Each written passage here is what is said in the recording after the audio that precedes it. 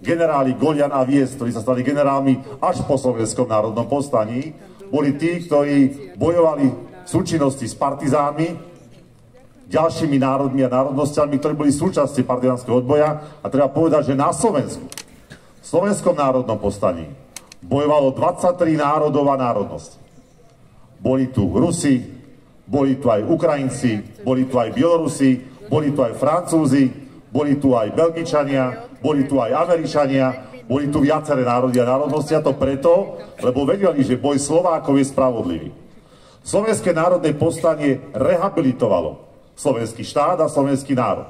A to preto, lebo či chceme alebo nechceme, Slovenské národné povstanie nevzniklo preto, že chlapi, muži a ženy nemali čo robiť v auguste roku 1944. Ale preto, lebo žiaľ, zlyhal systém spolupráce národov po prvej svetovej vojne a Československo ako tzv. Umelý štát a umelý útvar sa stal prvým fokusom alebo prvým namierením Adolfa Hitlera k tomu, aby tento štát zanikol. Podotýkam, prvá Československá republika bola v poradí 10. najvyspelejším štátom v tom čase na celom svete. Mali sme dohody s Francúzmi. Dokonca bola dohoda aj s Sovietským zväzom. Ale žiadna dohoda sa nenaplnila. Mnichovský diktát a viedenská arbitráž znamenali to, že sme prišli o Sudety, ale prišli sme aj o juh Slovenska. Diktát Hitlera bol jednoznačný a tí, ktorí vzývajú slovenský štát, je dôležité, aby si pripomenuli, že slovenský štát nevznikol preto, že ho chceli politici na Slovensku. Vznikol preto, lebo Adolf Hitler si 13. marca zavolal Jozefa Tisa a povedal mu, buď vyhlási samostatný slovenský štát, alebo sa územie Slovenska rozdelí medzi Maďarov a Poliakov. A tak z titulu nátlaku kancelára Tretej ríše vzniká samostatný slovenský štát, ktorý v krátkej dobe podpisuje zmluvu s Treťou ríšou o tom, že budú spolupracovať a že to je spolupráca na večné veky a nikdy inak. Keď bol napadnutý Sovietsky zväz, vojská slovenskej armády pochodovali do Sovietskeho zväzu. Predtým pochodovali aj do Poľska. Ale nie každý príslušník armády slovenského štátu bol presvedčený o tom, že táto vojna je spravodlivá, zákonná a bude mať opodstatnenie v kontexte hodnotenia dejín. Možno aj preto sa viacerí Slováci vzdávali a aj preto časom bol slovenský štát vyhodnotený ako slabý spojenec a Nemci chceli slovenský štát okupovať. Bali sa niečoho, čo by mohlo vzniknúť, a on to vzniklo aj tak.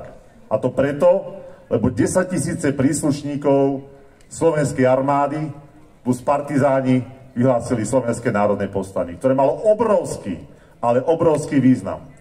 Ďaleko väčší význam k tomu prikladáme vždy, keď sa stretávame v jednotlivých obciach a mestách. A ten význam spočíval v tom, že naše vojská nebojovali po boku Wehrmachtu, ale bojovali proti Wehrmachtu a na seba viazali tisíce vojakov Wehrmachtu, ale aj iných národov a národností, ktorí pod egidou Tretej ríše bojovali za novú Európu. Európu z pohľadu nacizmu a šťastí aj fašizmu. Hovorím to preto, lebo nenávisť môže plodiť len nenávisť. A nenávisť, ktorá bola voči príslušníkom iného vierovyznania, spôsobila to, že aj na území Slovenska sme deportovali z územia nášho štátu 10 000 mužov, žien, starcov a detí. Dokonca sme platili za to 500 ríšskych mariek s vedomím, že títo ľudia odchádzajú do koncentračných táborov a odchádzajú na smrť. A preto som presvedčený, a tak sa deje v 80 mestách Slovenska, pravidelne, buď 9. alebo 8. septembra od roku 2021 sa koná jedno úžasné podujatie pod názvom Nezabudnutí susedia. Je to podujatie, ktoré spomíname na tých, ktorí tvorili súčasť územia Slovenskej republiky, Československej republiky, alebo ak chcete viac historicky, Horného Uhorska, a boli zbavovaní občianskych a ľudských práv, majetku a neskôr aj životov len preto, lebo boli nie inej farby pleti, nie iného zrastu, nie iného svetonázoru, iba iného vierovyznania. A na toto by sme my, Slováci a Slovenky, nemali zabúdať. Toto by sme si mali so sebou niesť. Lebo tí, čo išli do Slovenského národného povstania, išli aj proti svojim vlastným tým, ktorí boli ochotní arizovať, brať majetky a ubližovať nevinným. A preto, ak oslavujeme Slovenské národné povstanie, tak oslavujeme ľudskosť, solidaritu, spolupatričnosť, lásku blížnemu k svojmu v tom kontexte, že Slováci pochopili, že zriadenie na Slovensku je nespravodlivé a že voči nemeckému nacizmu treba povstať. Boli len 3 významné povstania voči Tretej ríši. A to na to naše slovenské, potom varšavské a potom povstanie, ktoré bolo riadené Titom a bolo v krajinách alebo štátoch bývalej Jugoslávie. A preto, ak sme tu, na tomto pietnom mieste, nielen pietnom, ale aj pamätnom, môžeme byť ako Slováci hrdí na to, čo naši predkovia dokázali, že nesedeli ako zápecníci. Neboli tí, o ktorých sa hovorilo v tej básni, že ležali na pažiti a uvedomovali si, že je tu krásne počasie a môžu sa mať dobre. Išli bojovať. Položím si otázku, koľký z nás by dnes boli ochotní podstúpiť toto riziko, ktoré podstúpili oni s vedomím, že ohrozujú svojich najbližších, svoje manželky, svojich rodičov a svoje deti. Nevediac, či sa domov vrátia. To nebolo povstanie, ktoré sa natáčalo na kamery. To bol bratrovažedný zápas, častokrát Slováka voči Slovákovi, pretože jeden bol povstalec a druhý bol príslušník pohotovostných oddielov Hlinkovej gardy.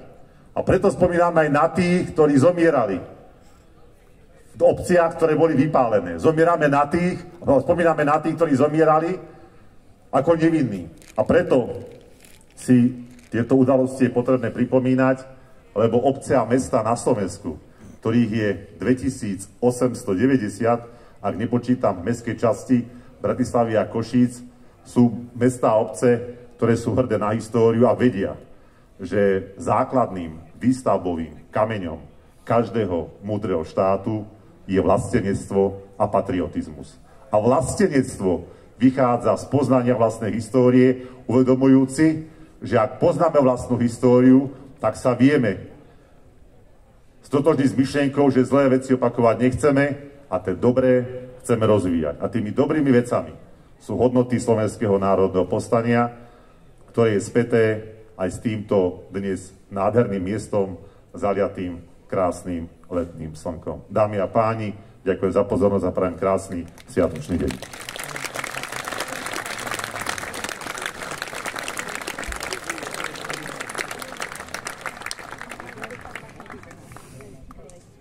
Ďakujem za pozdravný príhovor primátorovi mesta Partizánske a predsedovi Združenia miest a obcí Slovenska, pánovi Jozefovi Božíkovi.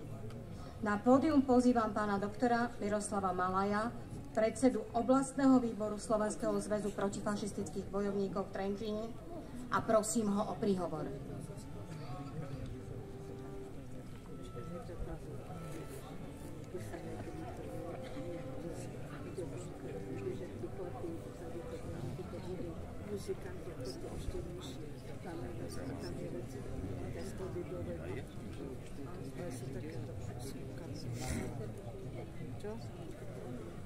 Na to podíl, to budú muzikanti ešte okolo, keď schodíky, tam to vidíš, je také stoličky.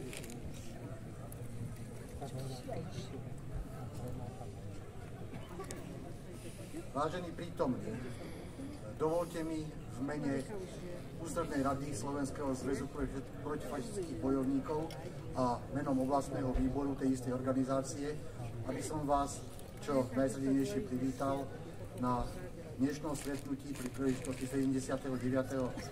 výročia Slovenského národného povstania. Slovenské národné povstanie je jednou z najdôležitejších aktivít v novodobej histórii Slovenska, ktoré jednoznačne postavilo bývalé Československo a aj Slovensko na stranu víťaznej antifašistickej koalície, z čoho sa odvíjali aj dôsledky po ukončení druhej svetovej vojny. Každoročne sa schádzame na tomto mieste, pripomínajúci hrdinské vystúpenie nášho národa a práve tu, na Jankovom vršku vysoko nad Uhrovcom, bola jedna zo základní partizánskej brigády Jana Žižka.